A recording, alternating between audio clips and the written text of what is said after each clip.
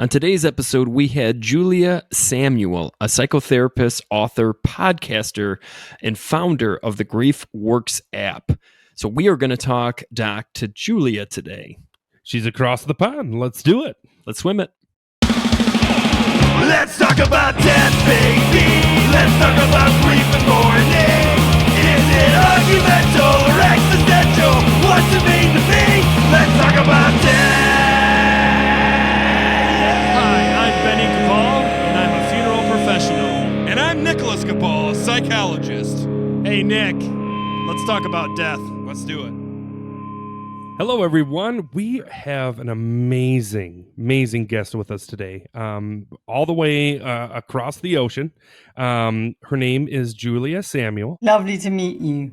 Let's get started. And I kind of want to get a lot into this GriefWorks app because I think, in all honesty, this is a brilliant way for you to communicate, especially those individuals that are uncomfortable with going into the one-on-one face-to-face situation. So do you want to kind of go a little bit into how the GriefWorks app started, how you kind of got started into it, and we'll kind of go from there? I think both in the US and here, there is this fear around talking about death, of kind of magical thinking. If I think or talk about it, somehow it'll make it happen. And if I kind of pretend it happens to other people out there, then it's going to stay out of my life. And yet we all know logically that we're all going to die. And there's no one on this planet who isn't going to know someone that's significant in their life that's going to die.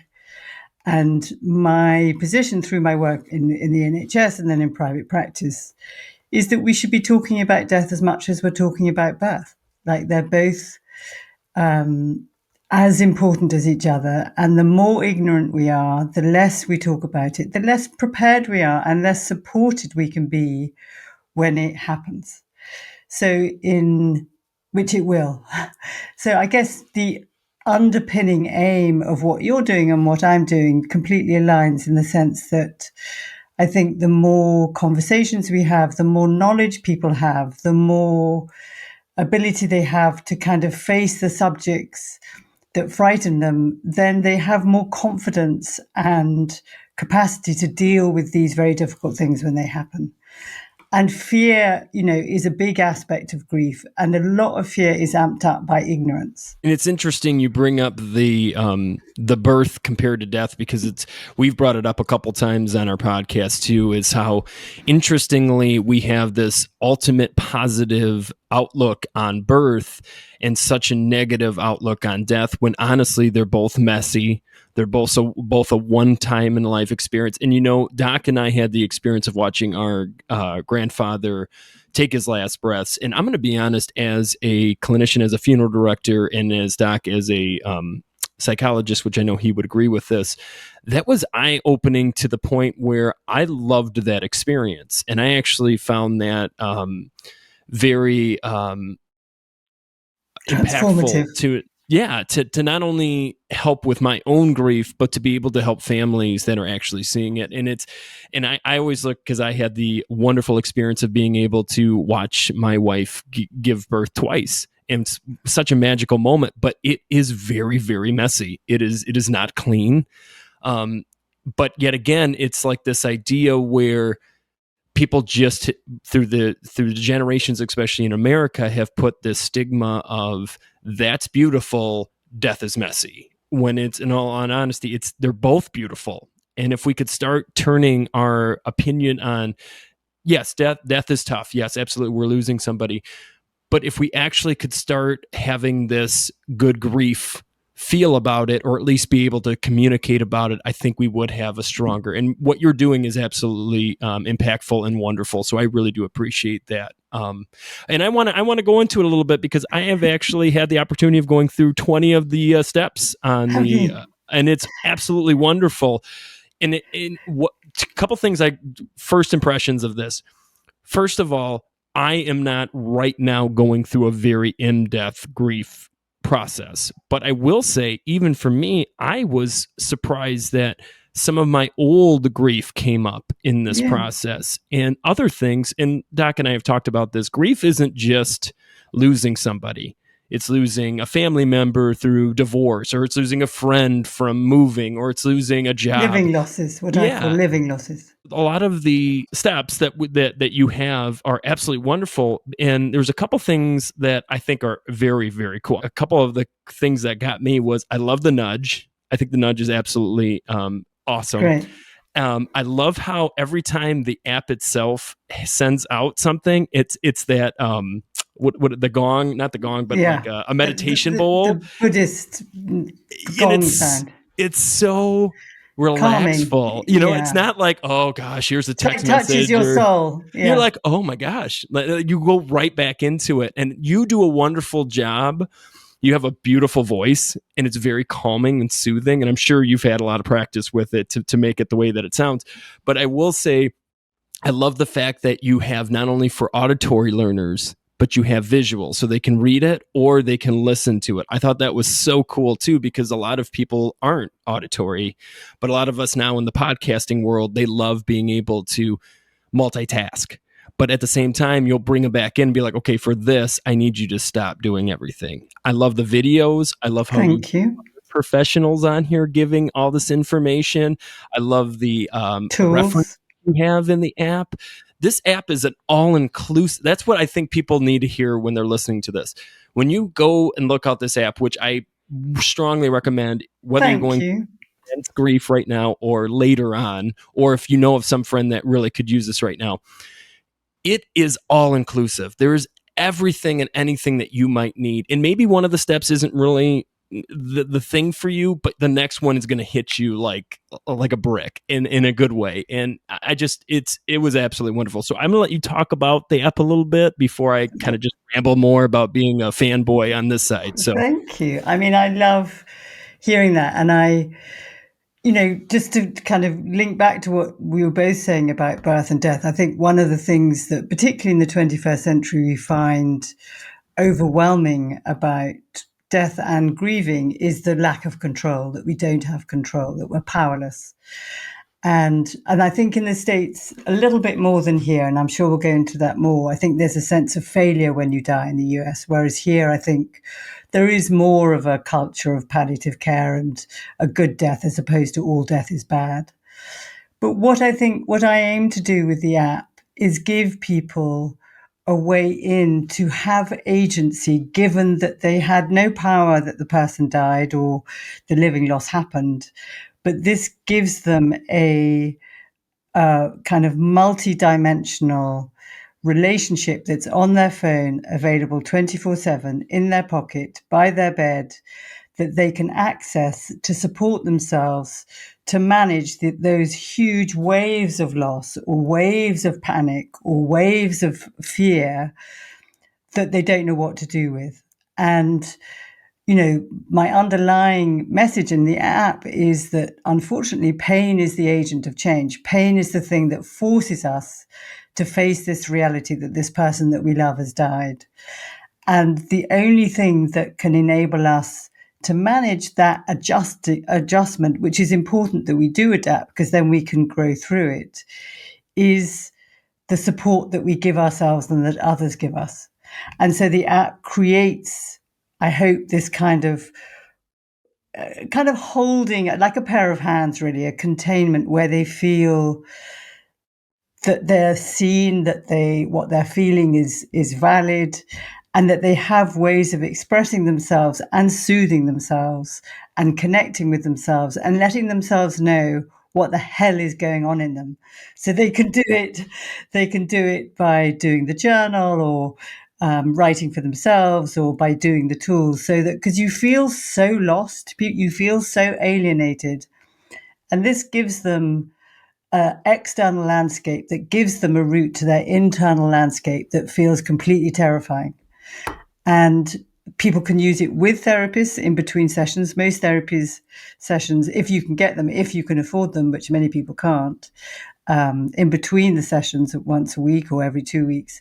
But also for those who can't afford therapy or can't access it, which are far too many, hundreds of thousands, millions of people, that they can do it for themselves. And the feedback we've got makes me cry, that people say, I've been suffering from grief for years, and this is the first time I feel like I'm being able to support myself. I felt lost. One man said I felt lost for decades, and now I feel like I'm back to myself. So it really, I wanted it to have this much impact and to be this good. But you never know when you try things how good they're going to be. And actually, I'm I'm really proud of it, and I really want it to reach as many people because I think it really makes a difference. Well, I think one of the things that you talked about, and I think that's a struggle with a lot of us American westernized culture, I guess, over here, is this idea of we have in through grief, traditionally, I think nowadays we have lost the community.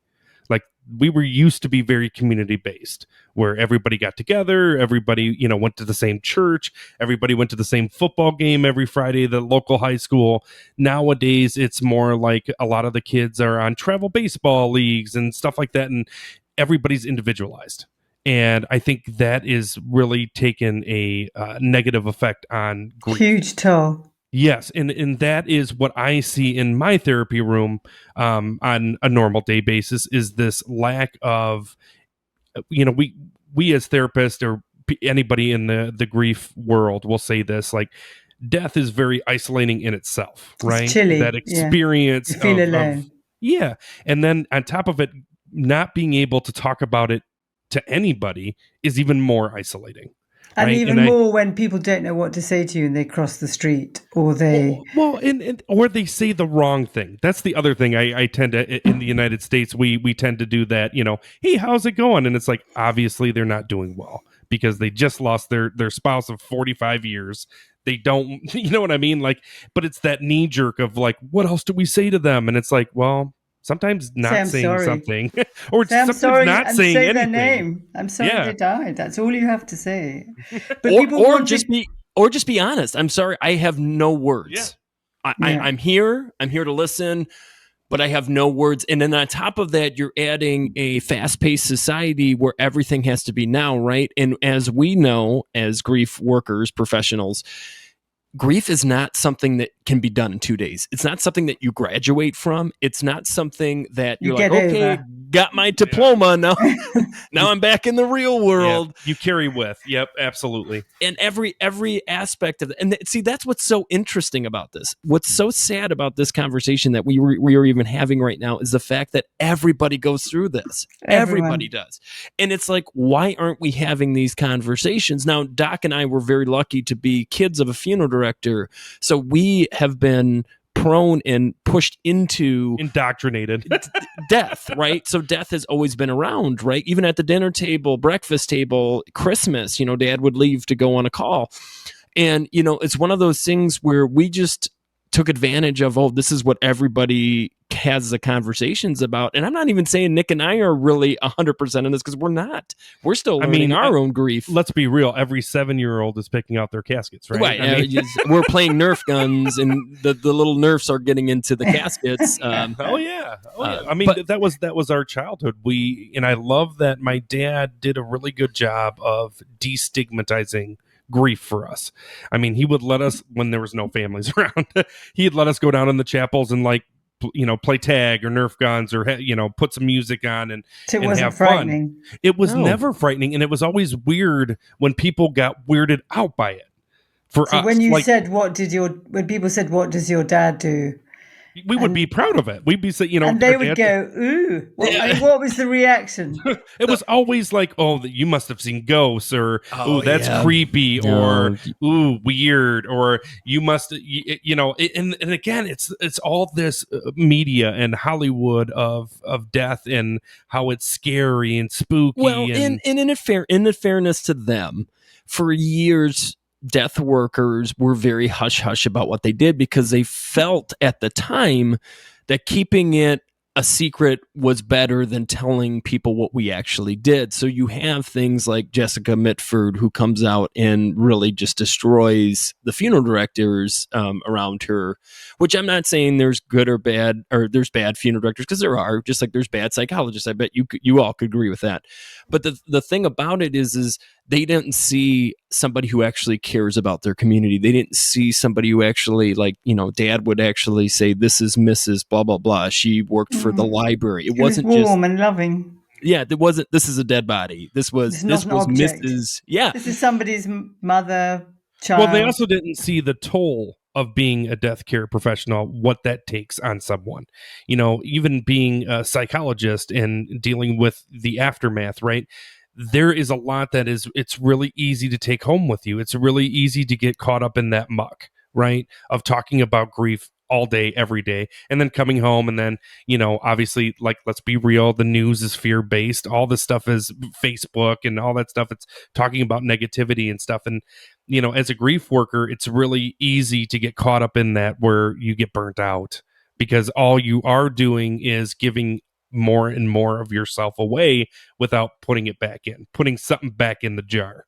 So that's what another thing I say about funeral professionals, funeral directors is that if you are lucky and blessed enough to be around a good one, you also understand how much energy and effort they put into what they do and how, you know, important and pride they take in their jobs. and going back, like, I think this connects your app because I feel like you have put yourself into this. You actually are trying to help individuals, and you just brought it up. Some people can't afford, you know, to go into actual sessions, or they don't have the time. They just don't have the time, or in their busy Or life. they don't want the exposure. They don't want to kind of put themselves with someone else. They'd much rather have the privacy. And in some ways, the app is quite intimate. It's quite, they make it, people feel like it's their friend. That's what they say. And I think Well, in that's some what ways too, we it's created. in some ways too, it's anonymous too, so it's trustworthy for them. You know, it's a safe place that they don't have to, because as much as you know, which is it's very sad, people are ashamed to say they're grieving. Which Yeah, I think so. I think one of the, I don't know if does this translate for you, is I think the thing that I hear most often and have over the decades is that somehow I'm not doing grief right. Because if I was doing grief right, I'd be able to make it tidy and sort of Marie Kondo, I'd like my feelings like to be like my pink pants in my pant drawer and my blue socks in the blue. You know, I could be angry when I chose, and I could do the Kubler-Ross steps. There we Oh, go. I'd here get we through go. them. Well, And- it's that death professionals. When we hear that Kubler-Ross thing, it don't get me wrong. She was a pioneer in this, and I she think was she for had a lot of, palliative care. It wasn't Yeah. for, it was I for think dying. yeah, but I think she had some great ideas. But the problem was, again, it got almost. It got This route has to be the marched. way. Yeah, this is Yeah. it has to be the way it is, and it's like no. well, So, I mean, the first thing that I hope people listening will hear, and hear, obviously, I'm sure many times from you, is, well, multiple things. One is that whatever you're feeling is valid. You may feel numb, and you may feel that, am I made of ice? Is there something wrong with me? And actually, if you feel numb, it's more likely because you feel so much and the shock is so great that you're still having necessary protection, and that, numbness and denial and defenses are important. It's not anybody's job to come marching in and break them down, because we need defenses in the face of overwhelming threat, and that can feel, someone dying can be experienced like a threat. the big thing is too is if we could start telling people and they could start realizing they aren't alone. There is somebody out there that's going through that intense grief. It's different. It doesn't appear the same way, and it isn't the same, but there are so many people struggling and feel so isolated. And it's in all honesty, the reality is there's more people that feel that way than the opposite. We are really as different on the inside as we look at the outside. I mean, you two are twins, and you can see that you're siblings, and yet probably how you respond to a loss, to death of someone significant to you, there'll be similarities and there will be big differences. And often people compare themselves, like in a family. One of the biggest things that happens in a family is that different people will experience and express their grief differently from each other. And in a family, often there's one way that is the right way and the other way is the wrong way.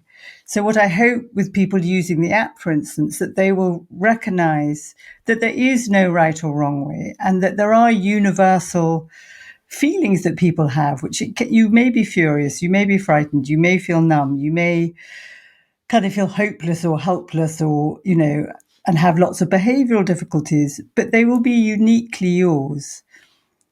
And sometimes you may just be relieved that the person died because they're not suffering anymore. So there is no right or wrong way to be doing this. But what we do need is the self-compassion and the awareness to know what is going on inside us, to name it, express it, and allow it, and connect with ourselves and connect with the person that's died. So that it's a dual process. It's on the one hand feeling the pain and grieving, which, you and I work with people to do that. But it's also that the relationship never dies, that the love and connection that you feel for that person that's died continues, and that you can create touchstones to their memory through cooking their favorite chicken dish or wearing a piece of their jewelry or a t-shirt. And so this idea that you get over it, that, as you were talking, that you get your certificate, because you can, I felt it 10 years after someone I really loved died. I'm living my life, I'm happy. And then I saw the back of someone's head that looked just like hers. And I got this kind of blast of like, oh my God, that's her. And no, it can't be her. She's died. And it honestly felt like it was yesterday. And so our emotions live in us, and they're there to live in us, to inform us, to be part of our history of who we are. And we don't get rid of them. You don't get over stuff. You accommodate it, you learn to live it. And actually you can really grow from it, because your perception of what matters changes. You recognize that being alive, being connected, loving the people that you love probably matters more than 50,000 Facebook followers. You realize that having a hug with someone and a cup of tea matters more than having a Lamborghini. It just, when you really let yourself grieve, you let yourself live, and the value of your life changes, and the meaning in your life vastly improves. Yeah, and I completely agree with you. I think death can actually be a very transformative process and in a healthy way of understanding yourself better. Because, you were talking about this right or wrong to grief. And, I can't tell you how many times I hear in my room across the pond, I was the only one that didn't cry, or I was the only one that did cry. And it's so funny because I'll have back to back where one person will come in and say, yeah, I was the only one at the funeral that didn't cry. And I judge myself for that. And am I heartless? Am I not feeling blah, blah, blah? And then the next hour I'll have another person come in and they'll be like, I was yes, hopeless. no, I was tearful, and everybody was staring at me, and I must be broken. And it's like, whoa. Well, it's like you wish that you could secretly, and obviously with HIPAA in the United States, we can't do this, but it's almost like you wish you could be like, hold, come back next week. We're going to have both of you in the room to tell each other like it's okay. Because, I think there's something new over in the United States, and I'm guessing it's over there too, the death cafes. And I think that they're good. I think the group for process would be really beneficial for some. Now, again, this is not one size fits all kind of situation. I do also think that there is people that really do prefer the private approach, where they can kind of take it in, and especially us men who are raised with you got to pull yourself up by your bootstraps and that kind of situation. And I just tell them, I think the app is great for that. Because if someone wanted to be very, not secretive, but like wanted to, go through it themselves privately, they can go to at the end of the day and look at the app and kind of go through their process. And I love what you said, the in between, because I think that grief is a process. And especially while I do my grief work, there's a lot that comes up in the time we're not together. Completely. And also, can I just say, when you're saying bring yourself up by your bootstraps, which is very much a kind of American culture, and in grieving, I'm not saying don't pull yourself up by your bootstraps. I'm not saying go around with a hanky on your face the whole time in floods of tears. What I'm saying is that you allow both, that there are times that you may create, which may be on the app, say giving yourself 10 minutes, or it may be when they come and see you, or it may be walking, talking to a friend, or it might be writing a journal, where you allow yourself to grieve and experience and feel what you need to do. And then you can intentionally kind of give yourself permission to go and be who you want to be, like be the tough guy, be the DJ, have fun. And that doing both, the oscillation between the two, frees you to do the other. I mean, I think initially when you're first grieving, you can't have the bootstrap fun thing because you're too overwhelmed. But over time, you can really, I think, shape where you put your attention, where you put your time has an impact on your feelings. And if you intentionally do allow yourself to move between the two, then you can really have both. And I think then you have this sense of agency and you don't feel so at the mercy of feelings that are always going to come and get to you. And that's when you can get kind of complicated grief.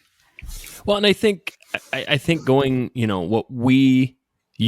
what you're doing and what Doc and I are doing is honestly is giving people tools to be able to navigate the grief, because I think that was the thing that I at least learned in my own situation as a funeral director and as a kid of a funeral director, was that I was given these tools. And I think as human beings and as empathetic people, we should give those tools out, because that's the way we're going to change the actual landscape of what grief looks like. And I think you are doing a wonderful job with your app, and I'm sure you're doing it in your closed sessions and everything that you do.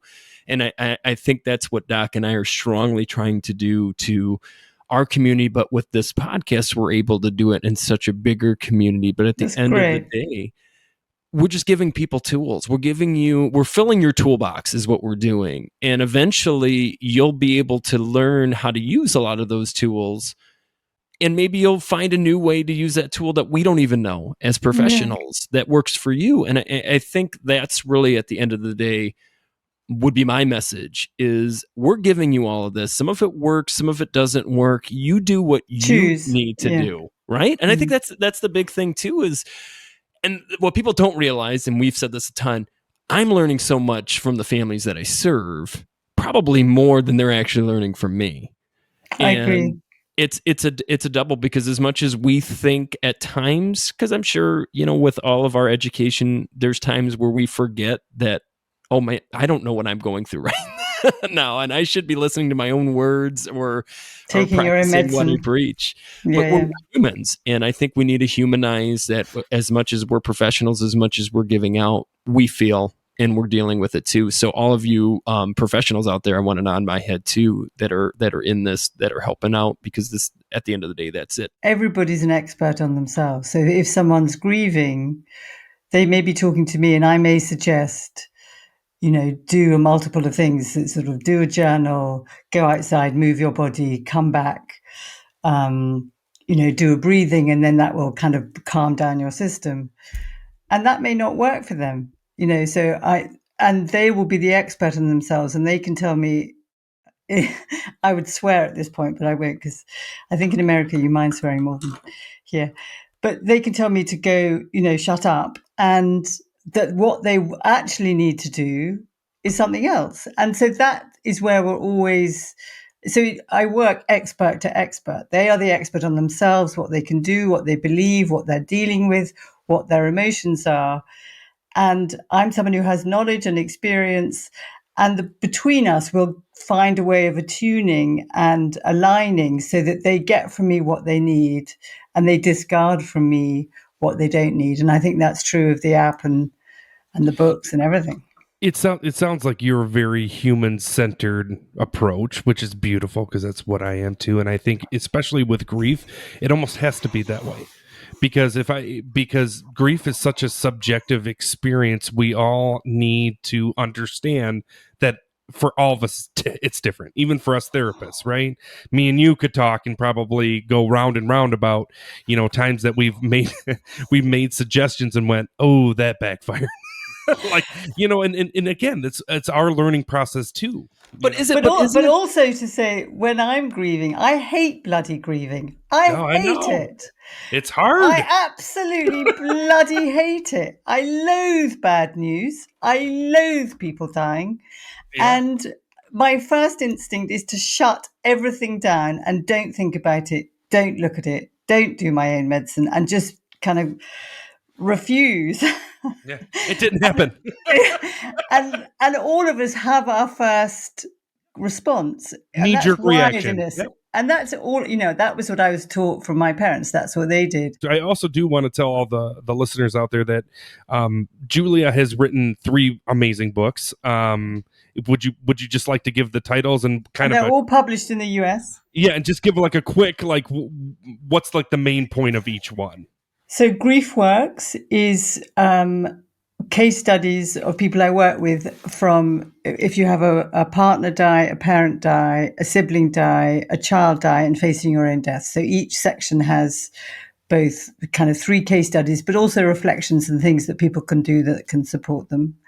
This Too Shall Pass is about living losses. So it's about the aspects of life that is like grief, but isn't death. So it's health, relationships, work, identity.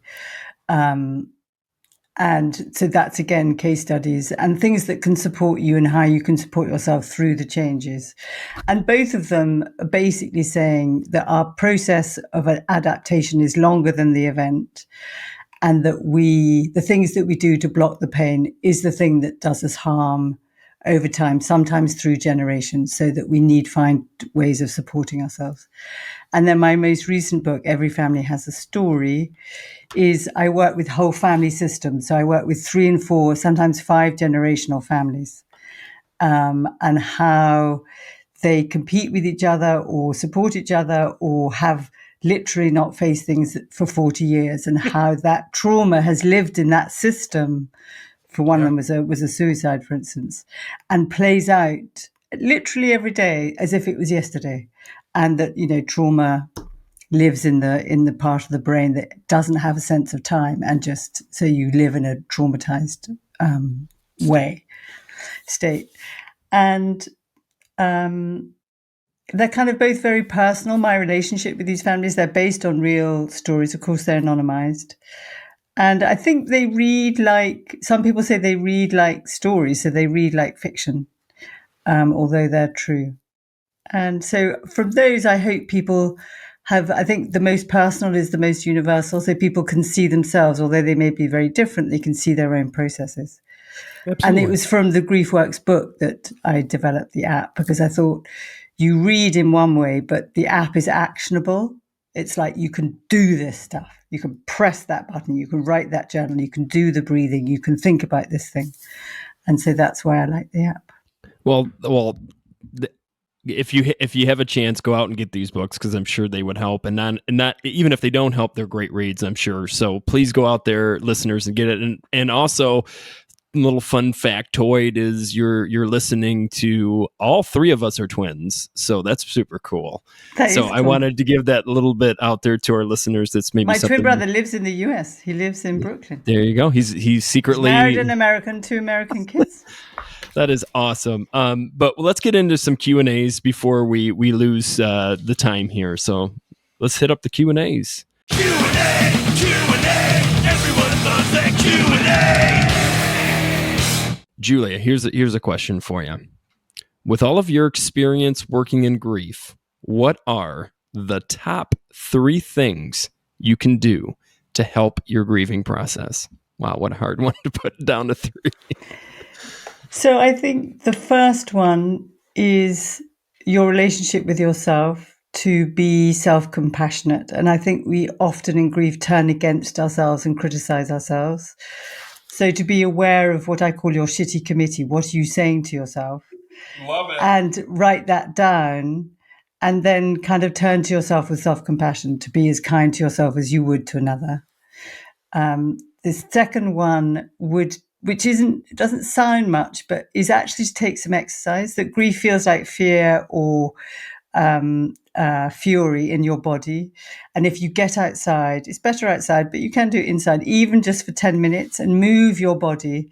It shifts the fear, the cortisol, out of your body. And then you have a more thinking, connected, compassionate mind that you can then choose to be with other people and to make important decisions. Because when you're in a heightened state, you feel more isolated and you're disconnected from yourself and others. And it's hard to get and access support for yourself. And then the third one is, it is when someone that we love dies, it's the love and connection to others that enables us to survive. So if people aren't being how you want them to be, and I know it's incredibly annoying, tell them what you need to make sure that you spend time with other people, because you need to be able to be heard. You need hugs. You need someone to go for walks with. You need someone to have cups of tea with if you're English. You need someone who you can actually have a break from grief with, to go and kind of do something distracting. So those are my three. So yeah, I love those three. I think in my mind, the first three that came to mind, the first one was patience. I think that to really understand yourself and your grieving process, you have to be patient with yourself, because things like you were saying, like, it's been 10 years and what's going on? There's obviously something I need to process, right? But to be patient, you probably need to have taken some exercise first, because if you're in a heightened state, you haven't got patience, right, absolutely, within absolutely. your. The second thing I was going to say was self-care, right? Is to do things to calm yourself. Do things, make sure, I say the sea of grief, right? Make sure you're sleeping, make sure you're eating, make sure you're exercising, make sure you're doing all that stuff that will help you. And then the last thing is just be okay with not being okay. Just accept that this is going to suck. It's painful. It's going to hard. It's going to be hard. Well, and the only one that you two haven't mentioned is, when you have, but just in a different way, we need to laugh. Yeah. We need to laugh. And dark humor. Yeah, look at all three of us, professionals in dark humor, that's for sure. I got another question for you, Julia. By the way, when you're angry, if you take some exercise and then you watch something funny, it dispels your anger, because you can't be angry and laugh at the same time. Right. Yeah, that would be interesting, to be angry laughing, because you really can't. Well, I mean, no, because he's not really laughing. Then it's like, no, it's growling. Yeah, I mean, it's attractive one way or another. What are some things that people may do that prolong the grieving process, Julia? Well, all the things that are an anesthetic. So it could be working incredibly hard. It could be drinking. It could be sex. It could be gambling. All the stuff that closes you down, that it blocks your capacity to feel. So if you think of yourself, if you have pain one end and joy the other end, if you block the pain, you also block your capacity to feel joy. So you live in a very narrow bandwidth, and you can stay stuck in there for life, but also you don't connect with yourself and you can't connect with others because you've shut down. And so your kind of window of your heart to the world is very narrow, and you feel very kind of chilly and cut off. And your grief just stays alive inside you, like a live video that doesn't move, doesn't adapt, doesn't change you, and will come back and get you. Thank you so much, Julia. Now, before we leave and sign off, what is the best way for our listeners to find where the app is, to find where your books are? What do you have, like a specific place to go? Please let us know. So I'm on Instagram, Julia Samuel MBE, and I am also have a website, www.juliasamuel.co.uk, and they can get everything on my website. Oh, that is wonderful. Well, thank you, Julia, for coming on the podcast, joining us. If you're ever in Michigan, please stop by and say hi to us, weird twins from Michigan. I would love to do that. Oh, I'll bring my twin brother. We'll have a twin hangout. Well, listeners, make sure to check out that GriefWorks app. And if you go to illumapps.com/LTAD, you will get 15% off of that awesome app. And it is incredible. Please go check it out. Thank you, everyone, for listening. You are amazing. I have been enjoying I'm not just saying that because you're on our show. I actually was really getting into your app the other day. And were you?